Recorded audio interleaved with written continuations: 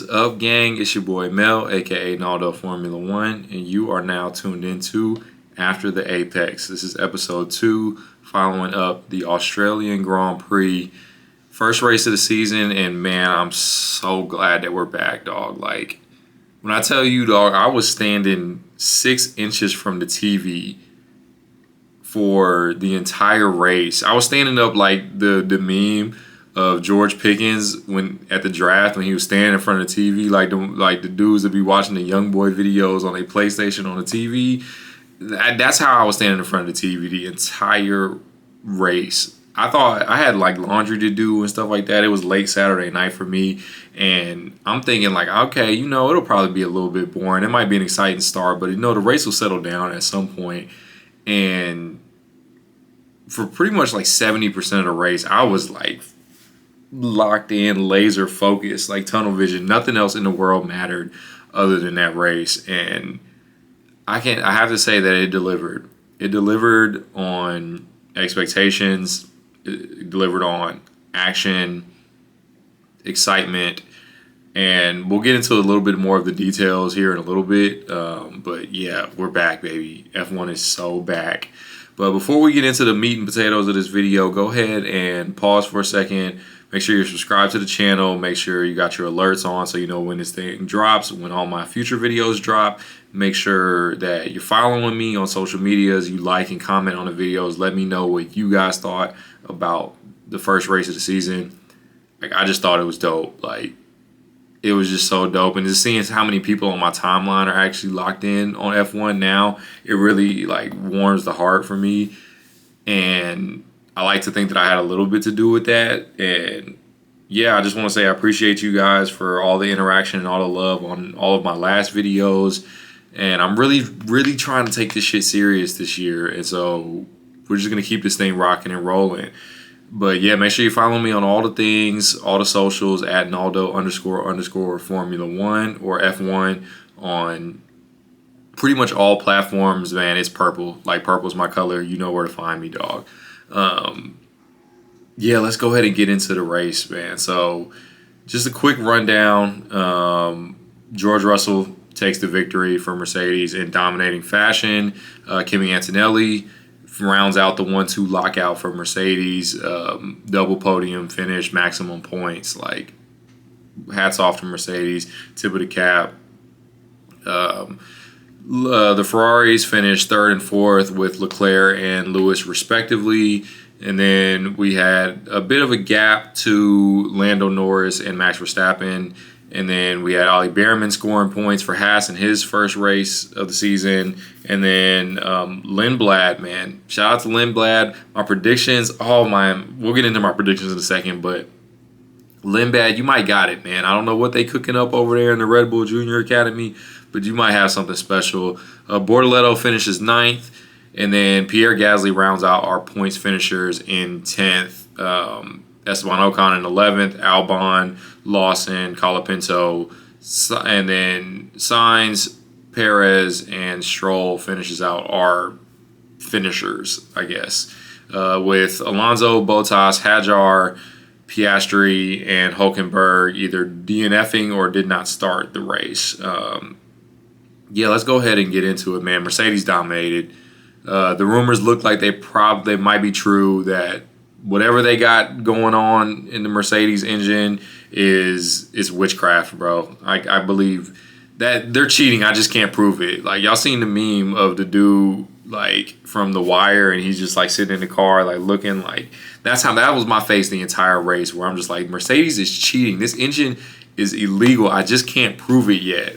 And I feel like at some point halfway down the line in the season, we're going to get to a point where Mercedes' performance is going to drop off mysteriously, or the rest of the field is going to catch up mysteriously, and it's just going to come out of nowhere. Kind of like the Ferrari, like what happened to Ferrari in 2019, when their pace just kind of like all of a sudden just fell off, and there was no clear explanation to it. And I mean, granted, that led to Lewis winning his 6th championship, so I'm not complaining, but we know what you're up to. Mercedes, the meme of the shot of Toto Wolff like just grinning like just an evil genius, like knowing that he built a damn rocket ship. It made me sick to my stomach a little bit. It's like, oh, y'all wait till Lewis leaves to cook up some rocket ship shit. Like, come on, what are we doing, man? Anyways, it was a good race, man. The Ferrari has pace. Like, what can I say? The Ferrari has pace. The race pace looked good. The qualifying was a little sketchy, but I heard that there was some sort of issue with some software, and that seems like a common theme amongst all the teams, that there's been issues with software affecting them. We saw Max crash on the first corner of his first hot lap in qualifying, and I just knew that something was wrong with the car. Like, there's no chance that Max would just crash on his own like that. So I knew that there had to be something up with that Red Bull car, but the Ferrari has pace, guys. Like, we can compete for wins. I mean, seeing Lewis and Charles just jump the start and get into 1-3, I just was like, oh, thank God. My predictions are on point. Like, my predictions are on it, dude. I'll put it up right here, but that was my podium right there. Charles winning the race, George in second, Lewis in third. That was my podium. And so to see it not come to fruition due to Ferrari's bullshit strategists, like it happened again, dude. It happened again. I'm so sick of it. And I've only been a Ferrari fan for 1 year. Like, this is my second year as a Ferrari fan, and I'm already tired of it. I'm exhausted, bro. I'm done with these strategists. Fire everybody. I hope somebody lost their job, because there's no way you get a virtual safety car on lap 6? Everyone else pits but you. You don't even split the strategies. Everyone else is double stacking and pitting, and you don't even split the strategies? Come on, guys. Come on, gang. We got to be better than that. Like, I literally had to join a Ferrari, like, mental health support group, bro, because they're, like, abusing me. Like, I feel like I got, like, Stockholm syndrome from Ferrari, dog. Like, they're really just, like, they wear me down, bro. I don't know. You sacrifice a win, and then not only do you not pit or split the strategies, and Lewis was hot. He was fuming on the radio for damn near the entire race. And not only do you not pit under the first virtual safety car, you get another one like right after that, and you still don't pit. Like, you double down in the bullshit, and it saves you about, I think, 10 or 11 seconds in the pits, pitting under safety car, virtual safety car conditions versus like green flag conditions. And you lose. Charles was 9 seconds off of he was 9 seconds off of Antonelli and like 15 seconds off of George. It's like, there's your race right there. If you make up for the time that they lost running on older tires versus new hards for the Mercedes, there's your gap right there. There's your double podium. Even though I don't know, I think George might have just been too fast when it's all said and done for Charles to handle, but you could have at least had a double podium. I think we could have held Antonelli off. So it just makes me sick to my stomach that once again, due to no fault of the car or the drivers, we're not getting maximum results, bro. But you know what? This car can compete. And with that being said, a bad day being third and fourth isn't all that bad. Like, it could be worse. Like, last year, this would have turned into like 8th and 13th place. But I'll take third and fourth. With all that being said, I will take third and fourth. We got to be better this week in China. I told you guys about the DNFs. I absolutely told you guys about the DNFs. The reliability is a concern, especially at the beginning of the season, and is going to continue to be a concern. I mean, we had Hulkenberg not start the race. Piastri crashed on the reconnaissance lap. Like, what was up with that? Not even the formation lap. On the recon lap, Piastri crashed. Like, and I think if I read right, he had the same software issue that Max had that caused him to rear lock and crash in qualifying. Like, I told you guys, these reliabilities, these new powertrains and new chassis, like, when you mix those two things together, it just causes chaos. Like, and most of us are just not used to that. Normally you get one or the other. Usually the chassis change or the engines change. We don't normally see both of those happen in the same year. And so it's going to be a lot more of this. I'm just happy it wasn't Ferrari. I think that's going to be a strong suit of the Ferraris, is that reliability. So I'm fingers crossed, knock on wood. Hopefully that is the strong suit of this car, because I think this season is going to be a war of attrition. I think that the teams that are the most reliable are going to finish much closer to the top than before. I think it's going to be much more about that than necessarily pure pace. But I told you guys, like, reliability is going to be an issue. Alonso, what the hell were they doing? Like, they're running like some F1 like movie strategy, dog. Like, they retired him and then brought him back out when he was like 5 laps down, and then retired him again and brought him back out again, and then Stroll finishes 15 laps down. Like, how is that not illegal? And speaking of illegal, what was up with the qualifying and the Mercedes crew leaving the coolers, like the cooling fans in the side pod ducts, and then they fell out on track, and then you don't get a penalty there? Penalty for that? Is that not an unsafe release? Last time I checked, that should absolutely qualify as an unsafe release, especially because Lando ended up running over one of them, and it like slightly damaged his front wing. I don't think it was enough to make a difference in performance at all, but it definitely slightly damaged his front wing. So how is that not a penalty? Somebody explain that to me. But anyways, the Cadillacs, they look like dog shit. Oh, let me backtrack. I'm skipping forward a little bit too far here. The field spread was absolutely nuts. Like, when I look at this and I see that, like, Lando, who finished 5th, was like 40 seconds off of Lewis in 4th. Like, that doesn't even compute in my brain. I know he lost a lot of time fighting Max towards the end of the race, but 40 seconds? Like, that's a lifetime in Formula One. That gap doesn't compute in my head. I was scared the entire time because Max going from 20th to 6th, just like, I mean, I think by like lap 2 he was in 10th, and I was like, wait, what? He's just lurking, bro. Like, he's always lurking. But I'm glad that Lando was able to hold him off. I'm telling you, no McLarens, no Red Bulls on the podium, and then Aston are suffering. Like, oh, this just made my dreams come true. Like, this has absolutely made my dreams come true. I'm telling you, seeing your enemies suffer is almost better than, like, seeing the people you cheer for win. Like, that's some real toxic hater shit. But it's real. Like, let's be honest, bro. Seeing your enemies falter is just, like, the greatest shit on earth. So, yeah, that I got some real satisfaction out of, like, seeing Aston do complete bullshit this weekend. I can't even lie. So, back to what I was saying, Cadillac is absolutely cooked. Cadillac is so cooked. Like, they made that car out of fucking paper mache. Like, it was just falling apart. The mirror, like, Bottas's mirror fell off, and then the opposite mirror on Sergio's car fell off, and then, like, they were driving. I think Bottas was, or no, it was Checo. Checo was driving, and then, like, a piece of the bodywork just flew off the car. Like, just by itself. No contact, no nothing like that. The piece just flew off the car. I said, what the hell is Cadillac doing over there? I told you guys to just curb your expectations. Now, I'll admit, I was probably wrong as shit about Audi. I didn't think they would be this good. I think outside of the reliability concerns, because with Hülkenberg not starting the race, I mean, Gabby Bortoleto was in the points.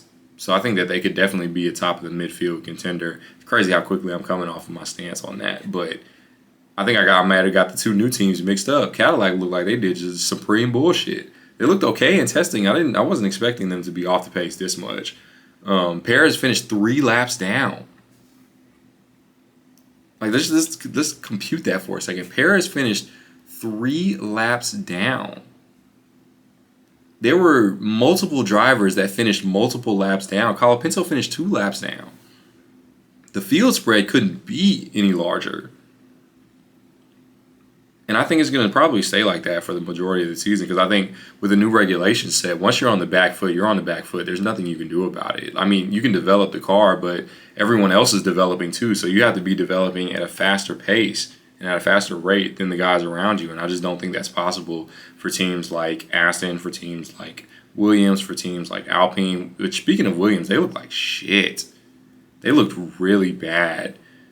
And I wasn't expecting that. I thought they were going to be the ones to lead the midfield, but it looked like it could be Audi and Racing Bulls and maybe even Haas to lead the midfield.